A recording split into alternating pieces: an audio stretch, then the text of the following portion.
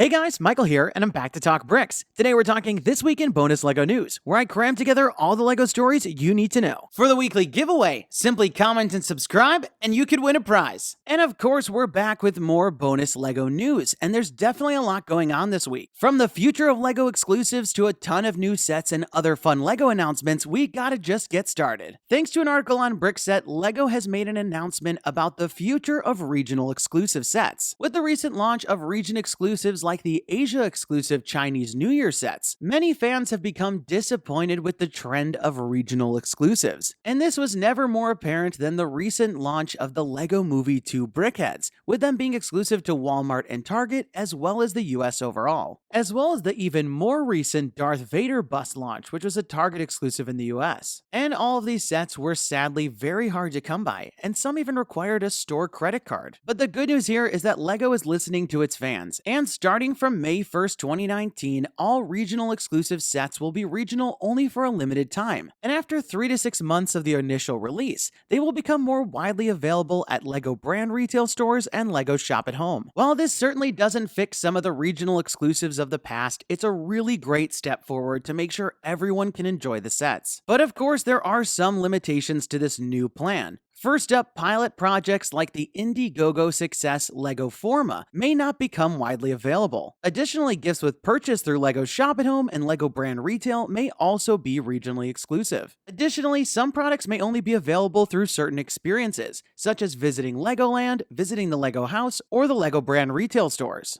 But of course, the one that hurts the most is that some sets will still be exclusive to special events, such as Comic-Con or the LEGO Inside Tour. And for me, this one really hurts, because plenty of other manufacturers make their Comic-Con exclusives widely available, such as Hasbro, Mattel, and Funko. But either way, we definitely have to see this as a step in the right direction, because I know a lot of people had a tough time not getting some of these recent sets. And as fans, we're definitely going to benefit from these being more widely available. And speaking of sets being available, the Spring Wave is now released, and I can finally break down the LEGO Spider-Man Far From Home sets. So let's get started. First up, we've got Molten Man Battle. This set contains 294 pieces and retails for $29.99. The main build for this set centers around the buildable figure of Molten Man. The build is completely posable, and all that trans orange dripping texture really helps this one stand out. And there's just so much detail with the printed face, the gold highlighted pieces, as well as all of this street-related debris hanging off of him. They included a street lamp and street sign,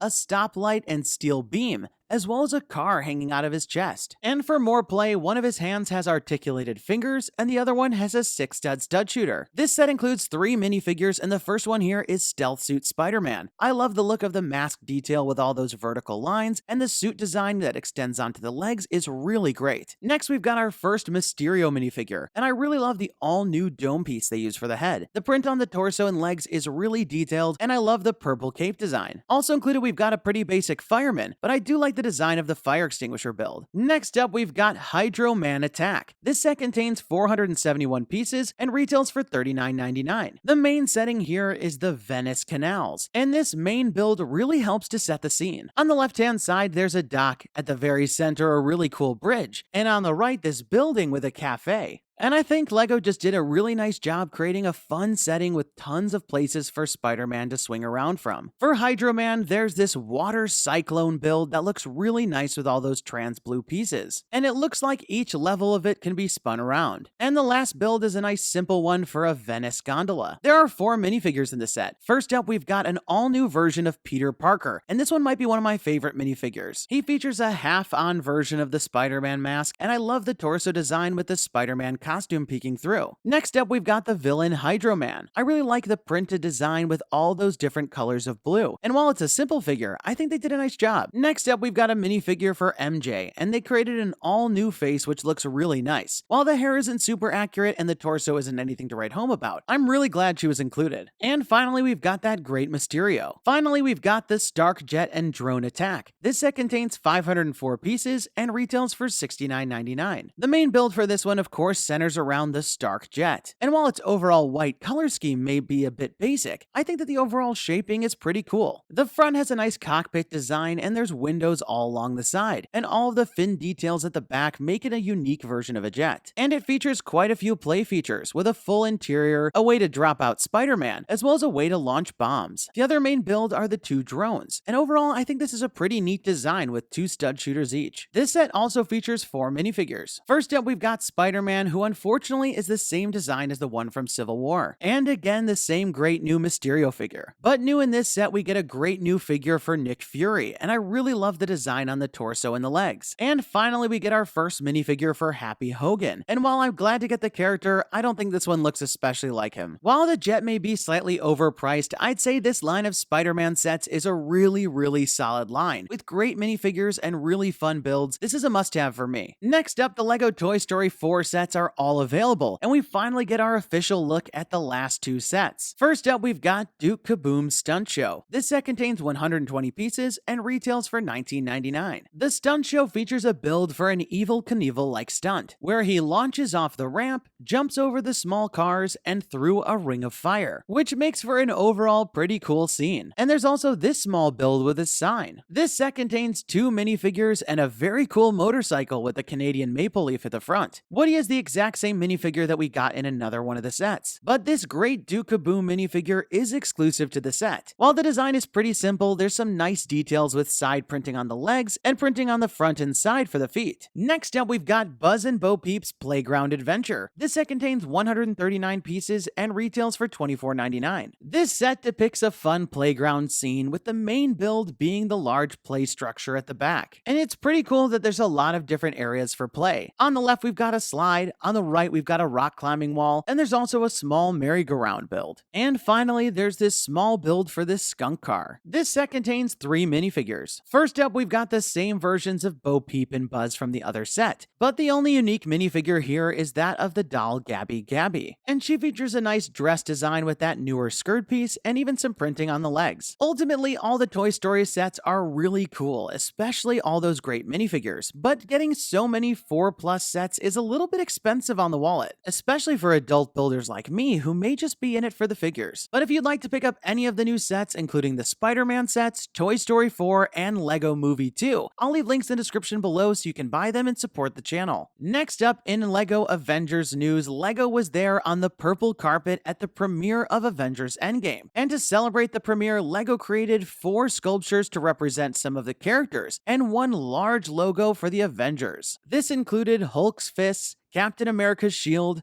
Iron Man, as well as Thanos' Infinity Gauntlet. But my favorite is the Avengers logo. The Avengers logo itself measures 7.5 by 6.5 feet, and the entire installation was built from 44,800 bricks and took the team 270 hours to build. Each of the build was displayed on the purple carpet with their corresponding minifigures, and all the actors even came around to take pictures and sign their autographs on the builds. Next up, we've got one more story coming out of Star Wars Celebrations 2019. On the Star Wars Show livestream, supervising editor Matt Wood gave us our first clue of an upcoming LEGO Star Wars game. When listing all the active projects he's working on, he mentioned a Star Wars LEGO game, which is very exciting because the LEGO Star Wars games are some of my favorite, and the last Star Wars game we got was from Star Wars The Force Awakens. While we don't have any other details about the game, my mind is spinning with some fun ideas, and I'm hoping it does more than just recap the events of Star Wars Episode 8 and 9. So stay tuned for more, because I'll be sure to share any updates we get. Next up, this week the LEGO Foundation and the LEGO Group teamed up with blind associations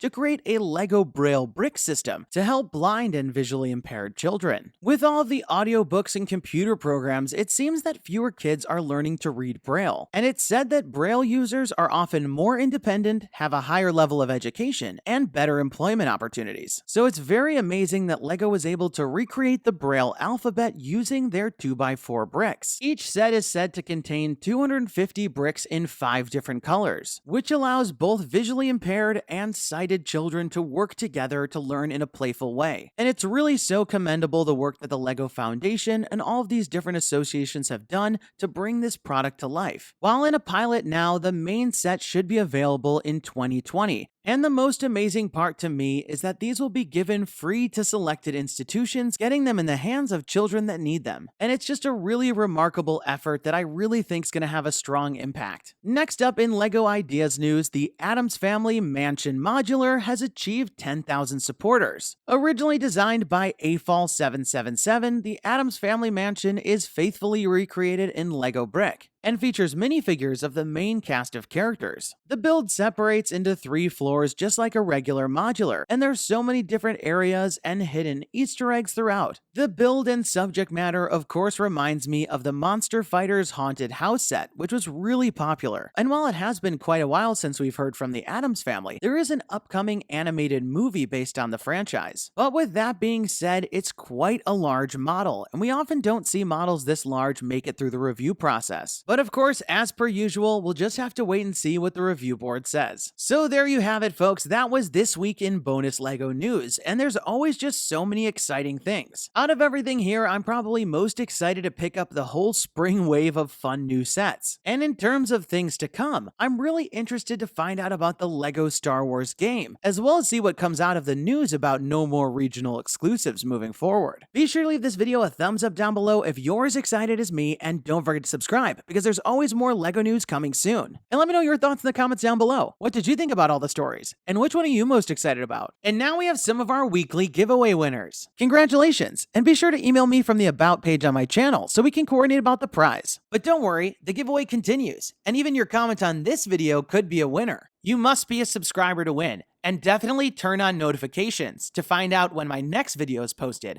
because I'll be announcing the winners at the end of some of the videos. That's all the time we've got for today. Thanks, and have a good one! Hey guys, Michael here. Click here to check out my last video where I talk about the new Tantu 4, new LEGO house set, and the new Shazam level pack. And don't forget to subscribe.